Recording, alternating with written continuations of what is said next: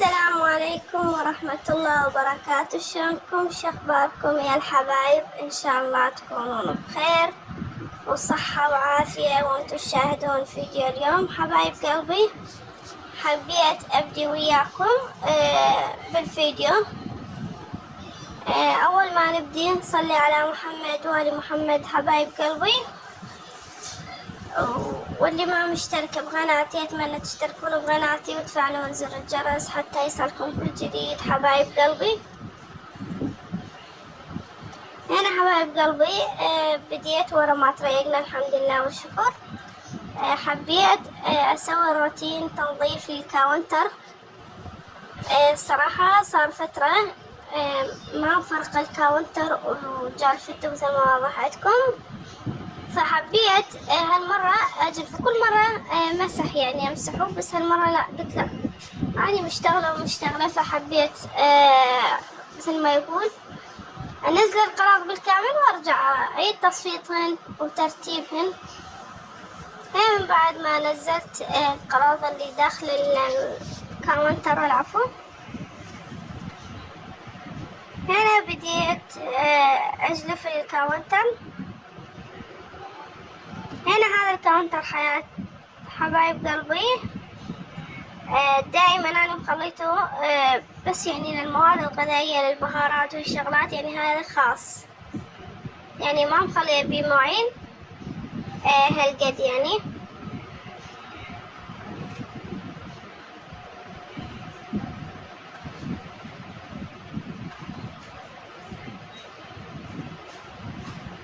هنا بس الموضوعاتكم عاد أجلفه. هنا الصراحة هذا من المي قام يشل على الصبغ. يعني قبل كنت أغسله غسيل، بس هالمرة ما حبيت أغسله. هالمرة قد أجلفه يعني بالجلافة، بعدين أرجع أمسحه مسح ما أكثر عليه مي على مود ما ينعدم فرد نوبة. حبايب قلبي،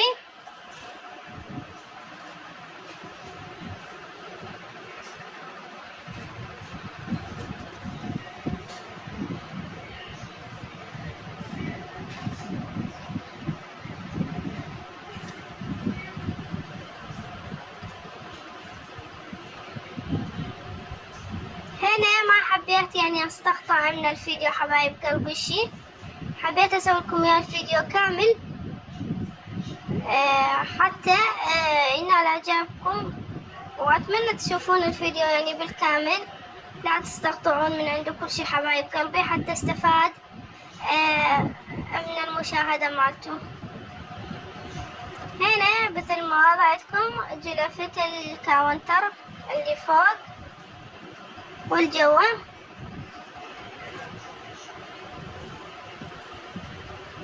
وهنا بعد ما خلصت الكاونتر عندي هاي الكابسة مخليتها بالكاونتر. ما هالقد يعني استخدمها، يعني استخدام مو يومي، مرات تصادف كل اسبوع، مرات بشهر نستخدمها مرة، فمخليتها يعني داخل الكاونتر. عندي هذا الطخم مال البلول، هذا طخم كامل. إذا تذكرون فترة يعني رمضان كنت يعني استخدمه، هسه بالأيام العادية حبايب قلبي ما استخدمته.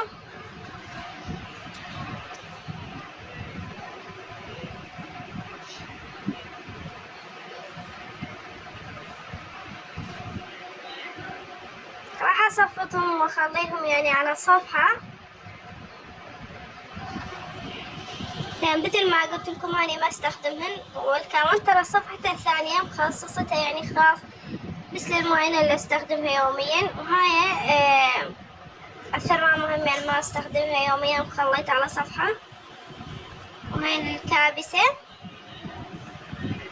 وعندي هذني ترامز مالت المي، يعني يخلون المي يظل حار. صراحة ما عاد استخدمهم بس مخليتهم بالكاونتر، ما اعرف شنو السالفة، ما اعرف ليش ما احب يعني ازتهم، اقول يعني مرات يجوز نحتاجهم. وهنا بديت اصفط البهارات. هنا خليت الماجي الباودر والفانيليا. وهنا حبيت اصور لكم شنو صاير فوق الكاونتر حبايب قلبي.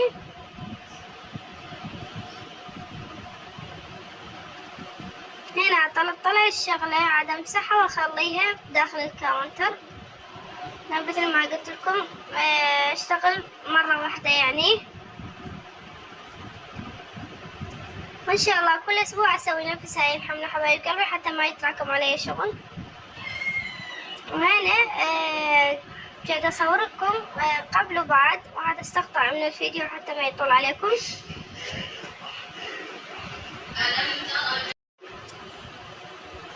هنا هاي علبة الملح،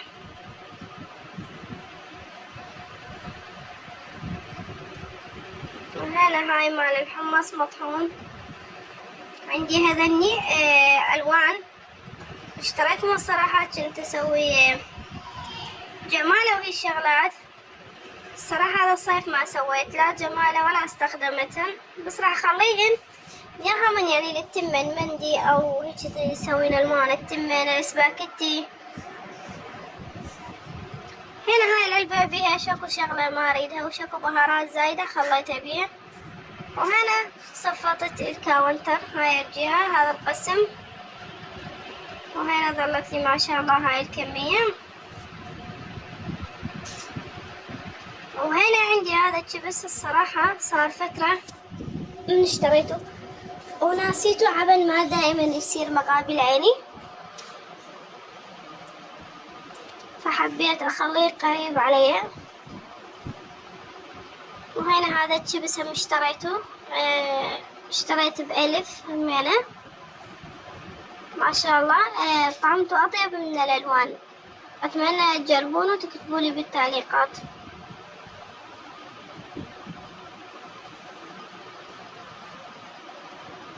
انا كلش احب هذا الشيبس، ولكن كان عندي هذا كلينس مال المطابخ كنت اخليه بالاسفل واقليه على مود يشرب الزيت فيصير طيب، بس صار فترة ما عندي هذا الكلينس فشوية مبتعدة من القلي يعني مالته. هنا عاد اخلطه على مود من اريد اقلي منه اقليه كله سوا. وهنا بديت امسح مالت البهارات حبايب قلبي. اتمنى اللي وصل لهاي اللحظة بالفيديو لا ينسانا باللايك والاشتراك ويفعل لنا زر الجرس حتى يصلكم كل جديد، واتمنى تكتبونا كومنت حلو مثل عيونكم يا ربي.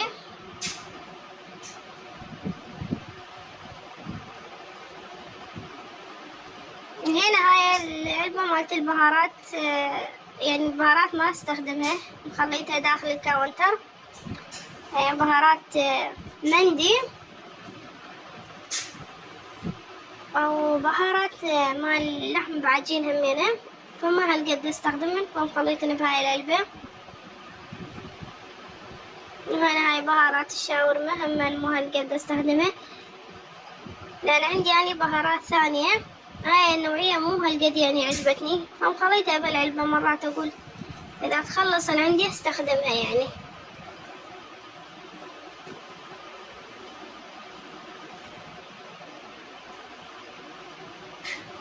وهنا هاي علبة الخمرة.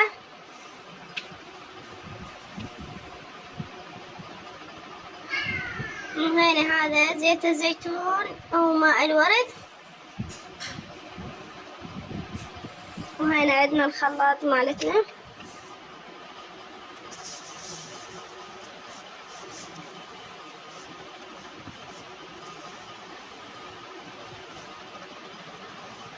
همين عاد امسحه. وهنا خلصنا هذا الساف الأول بسم الله ما شاء الله. وهنا عندي هذا البرقل خليته بسد.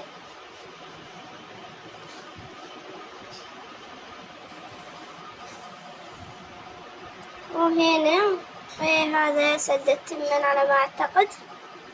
حبايب قلبي أنا مخلية هذين الزودة الصغار يعني الاستخدام اليومي أو المواد الغذائية مخليتها بالبيتونة. ما أعرف انتو شو يسمونها، احنا نسميها بيتونة. ف هي تصير غرفة بالطابق الثاني تكون صغيرة بكل بيت، فاحنا نخلي يعني الوجبة المواد الغذائية كلها فوق. وهنا ذننا الزودة، وهنا هذا الشكل النهائي للكاونتر. هنا بديت أنزل البهارات، لأن صار فترة ما غسلتهن. ما راح أغسل العلب حبايب قلبي، لأن تفريق من شوية يريد له وقت. وأنا الصراحة هالفترة هاي ما أقدر أظل بالمطبخ كثير. ليش؟ لأن الجو حار وعندي تيفو، فما أقدر، ما أتحمل الحر. فاختصرتها، بس غسلت العلبة مالتهم فقط يا حبايب قلبي، ومسحت العلب يعني. هنا عندي هذين المواعين راح أغسلهم معكم.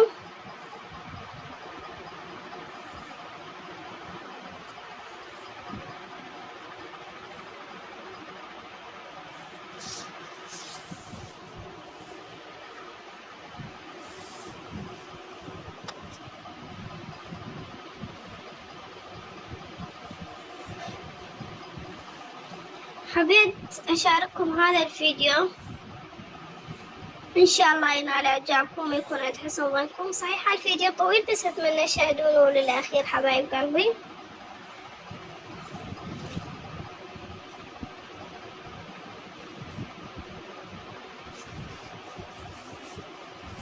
هنا بعد ما جلفت هاي السلة،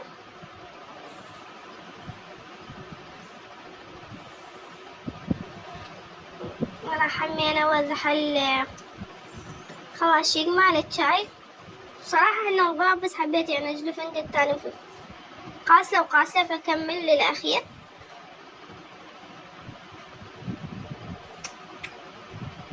اليوم شفت نفسي يعني صحتي الحمد لله حال زينة ومرتاحة نفسيتي، فقلت لازم أسوي روتين للمطبخ.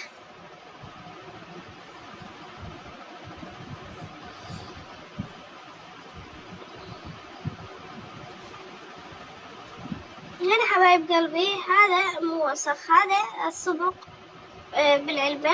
راح أقص هسه، راح يشوفون يظل هو اللون ماله. راح ايش كثر أحاول أشيل هذا اللون ما ينشال.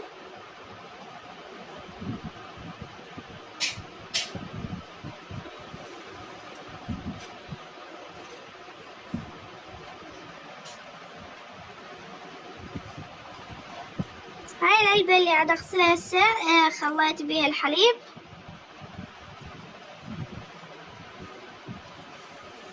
حبيت أخليها للحليب، لأن العلب اللي عندي استخدمتها بغير شغلات، فما ظل عندي علب، فقلت أغسلها وأخلي بيها الحليب.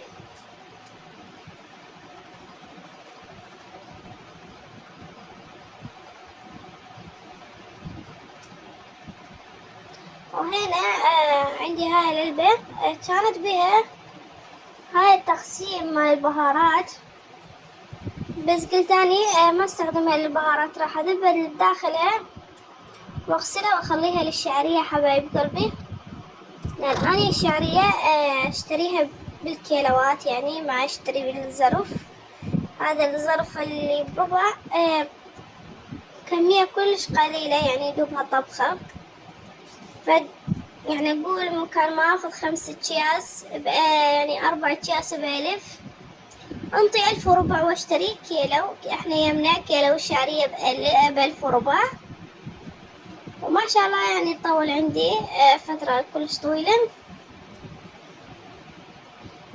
بس حبيت اغسلهن لان هي كان قبل بيها بهارات، فما ردت ريحة البهارات او طعمة البهارات تضرب بالشعرية، فغسلتها نظيف.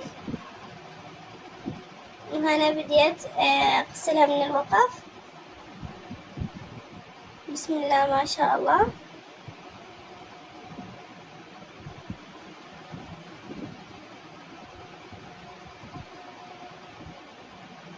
صراحة ورا ما خلصت كلش ارتحت، حتى نفسيتي ارتاحت بالغسيل والتنظيف، يعني تنظيف المطبخ.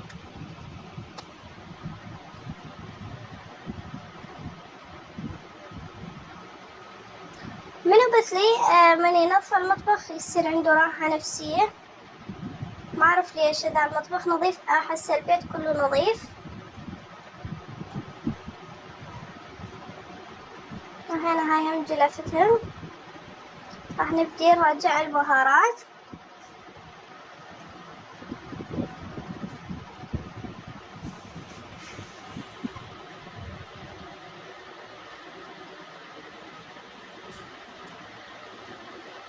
البهارات اللي استخدمها راح اخليها باول ساف، يعني استخدام اليومي. بقية البهارات راح اخليهم على هاي، يعني على اليمين، على الجوانب يعني. عمود أنا أكثر شي أستخدمه بالبيت هو الفلفل والكاري والكركم فقط، والسماق. هذني أكثر شغلات يعني أستخدمهم بالبيت حبايب قلبي.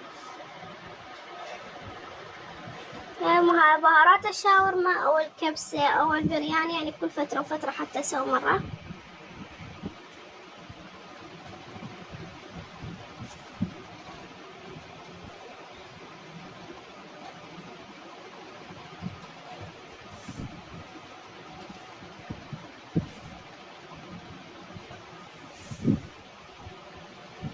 هنا كملت هاي العلبة مال البهارات. هنا راح أبدي أشيل القراض اللي على الكاونتر وأغسل اللي فوق الكاونتر حبايب قلبي.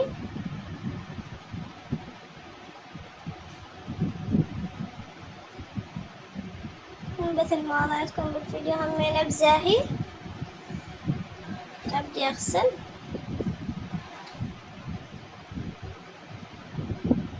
هنا عندي الحائط همين شوية حبيت أجلفه.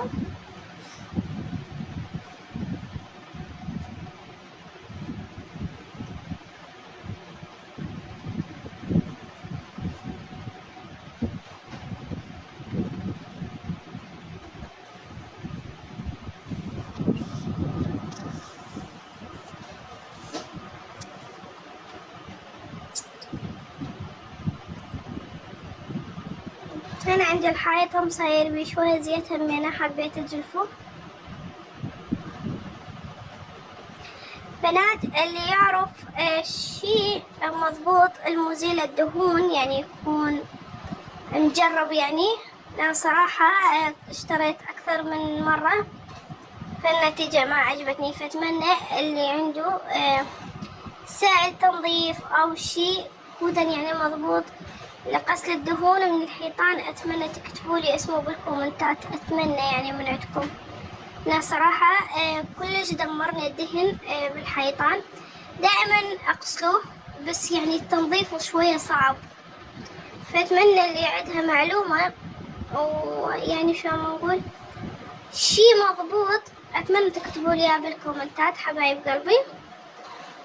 لأن صراحة اشتريت تقريبا 3 نوعيات وأسعارهم ما شاء الله خيالية، بس ما أشوف نتيجة عليهم. وهنا يكون نظفنا الكاونتر حبايب قلبي بالكامل، وهذا شكل النهائي فوق الكاونتر. راح تبقى عليه حبايب قلبي بس الأرضية ما راح أشطفها وياكم، أعتذر من عندكم يعني، راح أشطفها وحدي. بس راح أغسل معاكم السنك حبايب قلبي.